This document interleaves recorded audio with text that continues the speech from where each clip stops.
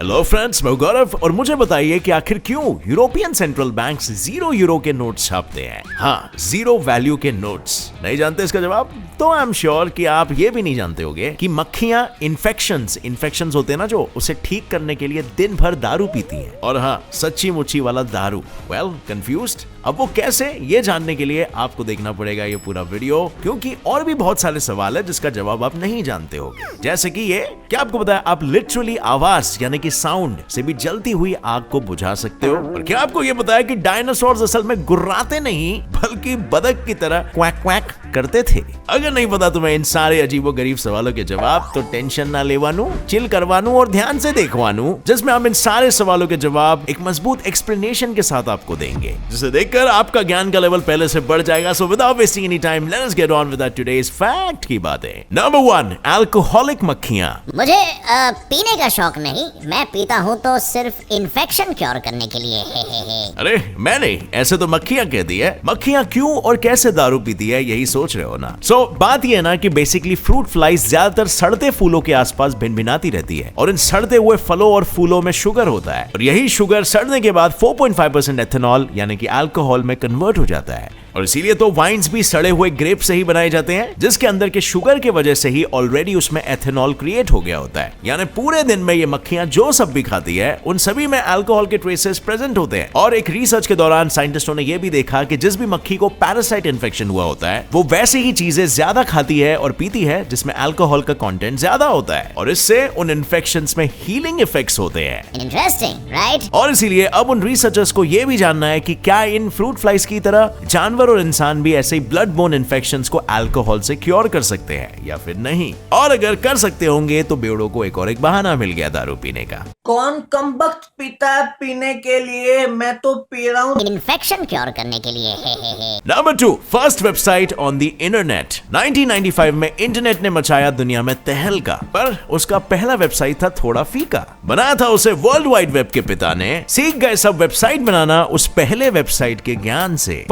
/hypertext/www/theproject.html ये है friends internet की पहली वेबसाइट, जिसको बनाया गया था टिम बर्नर्स-ली द्वारा। इसको बनाने के पीछे का मोटिव ये था कि लोग खुद इसे देख के वेबसाइट बनाना सीख ले। पर सच में इन्हीं की बदौलत आज हम फेसबुक और यूट्यूब जैसी वेबसाइट्स यूज कर पा रहे हैं। और सोचो जरा, अगर ये नहीं होते तो यूट्यूब नहीं होता और हमारी मुलाकात कैसे हो पाती? और हाँ, अगर तुम्हें भी वेबसाइट बनाना सीखना है एकदम ओल्ड स्कूल स्टाइल में, तो ये वेबसाइट आज भी अप एंड रनिंग है। वहां पर जाके आप सीख सकते हो। और हाँ, इस वेबसाइट के ग्राफिक्स बहुत ही भद्दे हैं, क्योंकि ऑफ कोर्स बाबा आदम के जमाने की है, और इसीलिए बस सिर्फ एक ग्राफिक डिजाइनर को हायर कर लेना। Number 3, McDonald's drive through. अब फ्रेंड्स, क्या आपको पता है मैकडॉनल्ड्स ड्राइव थ्रू बनने का कारण यूएस मिलिट्री है? दरअसल हुआ यूं कि एक बार एरिजोना स्टेट में कुछ सोल्जर्स आके रुके हुए थे, और उन्हें मैकडॉनल्ड्स के फेमस बर्गर और फ्राइज खाने का बड़ा मन किया। पर उनका एक स्ट्रिक्ट रूल था कि वो अपना यूनिफॉर्म पहनकर कहीं भी बाहर नहीं जा सकते, और बस एक बर्गर के लिए दूसरे कपड़े पहनो, फिर वापस आके यूनिफॉर्म पहनो। और जब ये बात वहां के मैकडी मैनेजर डेविड रिच को पता चली, तब उसने लिटरली दीवार में एक होल करके वहां पर एक ग्लास का विंडो लगा दिया,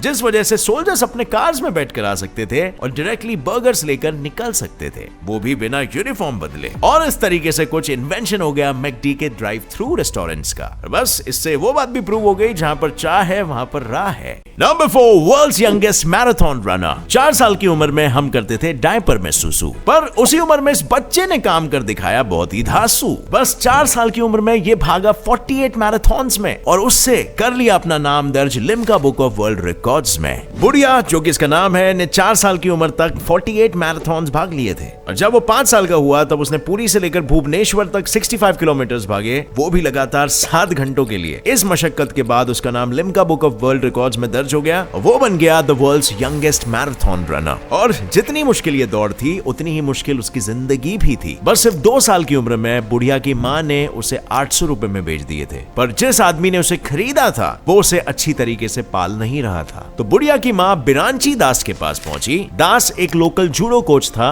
और वो एक ऑर्फनेज भी चला रहे थे। और एक दिन ऑर्फनेज में मस्ती करने के कारण दास ने बुढ़िया को मैदान में जब तक वो वापस नहीं आते तब तक भागते रहने की पनिशमेंट दी। पर उसके बाद दास कुछ काम में बिजी हो गए और जब वो 5 घंटे बाद वापस आए तो वो बुढ़िया को देखकर हैरान रह गए। वो 4 साल का लड़का बिना रुके 5 घंटों से भाग रहा था। और फिर क्या था, बिरांची दास को उस दिन पता चल गया कि ये लड़का कोई साधारण लड़का नहीं है और एक दिन ये भाग के ऊंचाइयां छूने वाला है। अब आगे बढ़ने से पहले फ्रेंड्स, क्या आप स्टॉक मार्केट में नए हो और सोच रहे हो कि ज्यादा प्रॉफिट शॉर्ट टर्म या लॉन्ग टर्म इन्वेस्टमेंट में कैसे मिलेगा? मैं जानता हूँ ये आपकी मेहनत की कमाई है और स्टॉक मार्केट में नए हो तो चिंता भी स्वाभाविक है। स्टॉक मार्केट में मुनाफा कमाने का एक हल है, expert advice backed with quality stock research. पर इसके लिए सबसे जरूरी है एक मेंटोर का होना जो इन्वेस्टमेंट या ट्रेडिंग के लिए सही एडवाइस दे सके। स्टॉक मार्केट में इन्वेस्ट करने के लिए सबसे पहले आपके पास एक डीमैट अकाउंट होना चाहिए। और मोतीलाल ओसवाल के साथ जुड़ने के बाद आपको किसी भी चीज की कोई चिंता करने की जरूरत नहीं, क्योंकि मोतीलाल ओसवाल इंडिया की one of the best brokerage companies में से है। सबसे इंटरेस्टिंग बात तो यह है कि यहाँ 0 मेंटेनेंस चार्जेस है। डीमैट अकाउंट खोलने के लिए आपको सिर्फ एक पैन कार्ड, आधार कार्ड और बैंक प्रूफ लगेगा। और मोतीलाल ओसवाल आपको एक पर्सनल स्टॉक एडवाइजर भी दे रहा है जो बताता है कि कौन सा स्टॉक खरीदना है और कौन सा बेचना है। इसके साथ आपको आपके मोबाइल पर real time stock recommendations Motilal Oswal के ऐप पर बिल्कुल फ्री भी मिलेगा। जैसे ही आप मोतीलाल ओसवाल पर अपना अकाउंट खोलते हो आपको एक वेलकम बास्केट दिया जाएगा वर्थ ₹25,000। इसमें आप उनके AI बेस्ड टूल्स भी यूज कर पाएंगे। साथ में आपको 3,000 के डिस्काउंट कूपन्स एंड ₹1,000 ब्रोकरेज का कैशबैक भी मिलेगा। देर किस बात की, डिस्क्रिप्शन में दिया गया लिंक क्लिक करें, अपना नाम, फोन नंबर और सिटी डालें और अपना डीमैट अकाउंट ओपन कर लीजिए ऑनलाइन।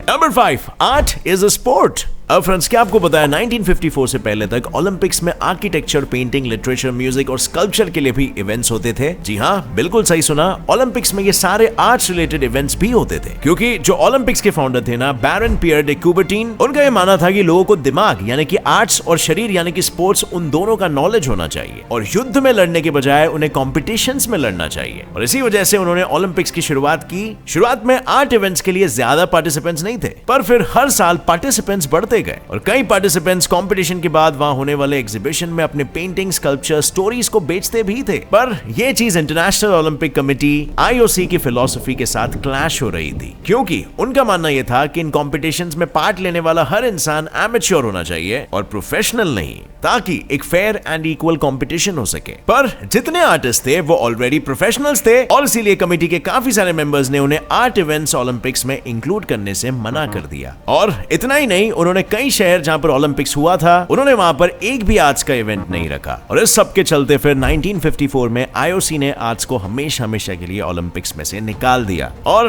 कई लोगों ने उसे वापस लाने की कोशिश तो की, बट क्या कर सकते हैं, उनका तो बैड लक ही खराब था। नंबर 6, डायनासोर और क्वैकेसोर। जुरासिक पार्क ने हमें पृथ्वी के अतीत की एक भयानक झलक तो दे दी है, पर क्या यह झलक इतनी भयानक होती अगर डायनासोर गुर्राने की जगह पर बतख की तरह क्वैक क्वैक करता? इमेजिन करो अगर जुरासिक पार्क मूवी में डायनासोर बतख की तरह से क्वैक क्वैक कर रहे होते तो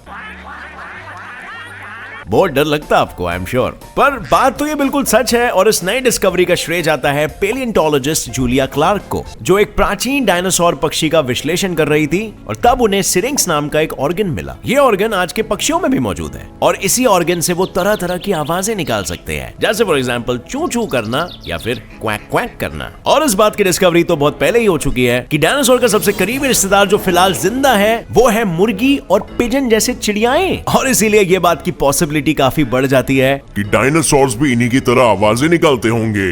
बट अगर ये खोज वाकई में सच है तो जरा इमेजिन करिए यार, जुरासिक पार्क के डायनासोर्स कैसे होते होंगे और रियलिटी में कितना वाहियात लगता होगा इन डायनासोर्स को क्वैक क्वैक करते हुए देखने में।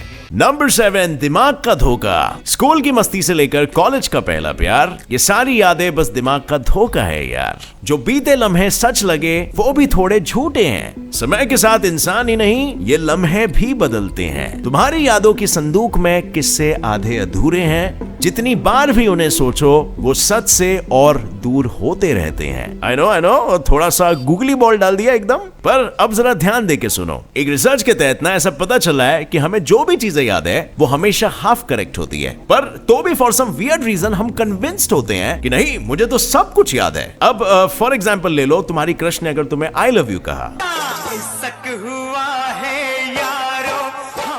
ज्यादा खुश मत हो, बस इमेजिन करने को कहा है, तो उस एक मेमोरी को तुम्हें अपने दिमाग में हमेशा हमेशा के लिए स्टोर करना है और इसीलिए तुम्हारा दिमाग उस मेमोरी या इंफॉर्मेशन को सॉलिडिफाई करने के लिए कंसोलिडेशन नाम के प्रोसेस से गुजरता है। जिसमें वो शॉर्ट टर्म मेमोरीज को लॉन्ग फॉर्म मेमोरीज में बदलता है ताकि वो तुम्हें ज्यादा टाइम तक याद रख सके। और फिर जब जब तुम उस हसीन लम्हे को याद करोगे तब तब तुम्हारा दिमाग तुम्हें यादें बताएगा और फिर से सेम प्रोसेस से गुजराएगा ताकि आगे भी तुम्हें वो याद रहे। पर कभी कभी ना बार बार उस प्रोसेस से गुजरते समय कुछ नई इंफॉर्मेशन जूने इंफॉर्मेशन या मेमोरी के साथ इंटरफियर हो जाती है और उसे रिप्लेस कर देती है। जैसे कि फॉर एग्जांपल तुमने बस इमेजिन किया कि शायद जिस पल में उसने तुम्हें आई लव यू कहा उस समय में तो बारिश हो रही थी। अब ब्रेन को इमेजिनेशन और हकीकत में ज्यादा डिफरेंस नहीं समझता, तो वो इस नए इंफॉर्मेशन को भी जूने के साथ मर्ज कर देगा। और फिर क्या, जब तुम कुछ सालों बाद उस पल के बारे में फिर से सोचोगे तब तुम कन्विंस रहोगे कि हाँ तभी तो बारिश हो रही थी। मतलब देखा, आप अपने खुद के दिमाग पर भी भरोसा नहीं कर सकते हो। Number 8, sound fights fire. जली को आग कहते हैं, बुझी को राख कहते हैं। पर जो चीज आवाज से आग बुझा दे भला उसे क्या कहते हैं? क्या आवाज से भी कोई आग बुझा सकता है? क्यों नहीं बुझा सकता भैया? कभी साउंड वेव वाला फायर एक्सटिंग्विशर नहीं देखा है? नहीं देखा तो आज देख लो। इस एक्सटिंग्विशर से आने वाले साउंड वेव से आप आग बुझा सकते हो। बेसिकली क्या होता है ना, इसके अंदर एक स्पेसिफिक फ्रीक्वेंसी पर साउंड वेव्स आती है और उन साउंड वेव से आने वाले वाइब्रेशंस अपने प्रेशर से फायर से ऑक्सीजन के मॉलिक्यूल्स को दूर पुश करने लगते हैं और जैसे ही आग को फ्यूल करने वाला ऑक्सीजन उससे अलग हो जाता है, धीरे धीरे करके आग को ऑक्सीजन नहीं मिलता है और वो बुझने लगती है। As you know, oxygen is very important for a fire to burn. Chemistry में हमने बचपन में वो ग्लास वाले एक्सपेरिमेंट से सीखा था कि ग्लास के अंदर अगर आप एक जलता हुआ कैंडल डालोगे तो जलता हुआ कैंडल बुझ जाएगा because of lack of oxygen. और फ्रेंड्स, आप विश्वास नहीं करोगे पर ये अनबिलीवेबल और माइंड ब्लोइंग आविष्कार 2 इंजीनियरिंग स्टूडेंट्स ने एक रिसर्च प्रोजेक्ट के तौर पर किया था और आज ये एक टेक्नोलॉजी में कन्वर्ट हो चुका है। नंबर 9, अंधा प्यार। ये ऑरेंज जुल्फें, ये शराबी आंखें, इन्हें देखकर दीवाना हुआ ओरंगुटैन। जी हाँ भाइयों और बहनों, ये गाना असल में एक सत्य घटना पर आधारित है। दरअसल क्या हुआ, ऑस्ट्रेलिया के जू में जिंग जिंग नाम का एक मेल ओरंगुटैन रहता था। एक दिन उसने एक मैगजीन से फेमस एक्ट्रेस निकोल किडमैन की फोटो चुरा ली और फिर सबको पता चला कि इसने फोटो इसीलिए चुराई क्योंकि निकोल किडमैन ने इसका दिल चुरा लिया। बताओ, यही नहीं, काफी सारे रिसर्चर्स में यह भी पता चला कि मेल ओरंगुटैन्स ह्यूमन लड़कियों की तरफ आकर्षित होते हैं, स्पेशली जिनकी जुल्फे ऑरेंज हो। And it makes sense, right? Orangutan नाम ही में ऑरेंज के लेटर्स जो है। वेल एक्सक्यूज मी, मैं मजाक कर रहा हूँ, लेकिन ऑरेंज वाली क्यों, इसका जवाब तो अभी किसी को भी नहीं पता। लग रही है ना एकदम सेम टू सेम। नंबर 10, €0। अब फ्रेंड्स, क्या आपको पता है यूरोप में हर साल हजारों की तादाद में €0 के नोट्स छपते हैं। बिल्कुल, यूरोप में 0 के नोट्स लीगली छपते हैं और हर नोट पर सिक्योरिटी फीचर्स भी होते हैं, यू नो, जैसे कि watermarks, UV ink, hologram etcetera. और यूरोपियन सेंट्रल बैंक्स भी इन्हें ऑथोराइज करती है। लेकिन साला क्यों? क्या €0 से हम कुछ खरीद भी सकते हैं? वेल नहीं, इन नोटों को साल 2015 से बस सिर्फ एक सोवेनिर यानी कि यादगार चीज के तौर पर छापा जाता था, क्योंकि पूरे यूरोप में कई मॉन्यूमेंट्स और फेमस हस्तियां हैं, तो वो हर किसी की तस्वीर अपने नोटों पर नहीं छाप सकते थे और इसीलिए इन €0 के नोट्स पर अलग अलग के फोटोज होते हैं और इन मॉन्यूमेंट्स को विजिट करते वक्त आप वहां के वेंडिंग मशीन्स में से उसे खरीद सकते हो। देख रहे हो दुनिया कितनी आगे बढ़ गई है।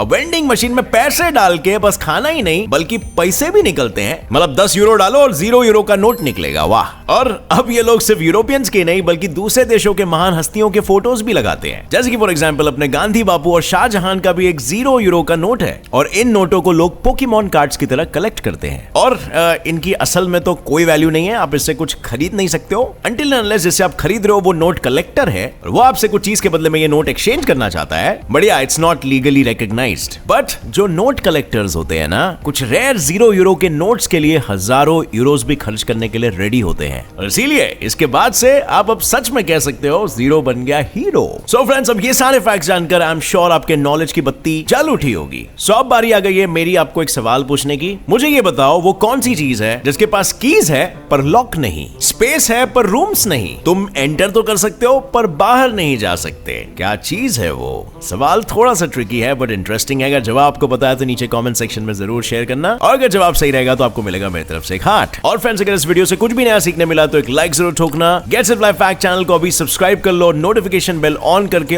ऑल का ऑप्शन सेलेक्ट कर लेना ताकि डेली आपको ज्ञान के डोजेस मिलते रह सके और आपका नॉलेज बढ़ते रह सके। एज ऑलवेज वी से over here, stay curious, keep learning and keep growing. जय हिंद।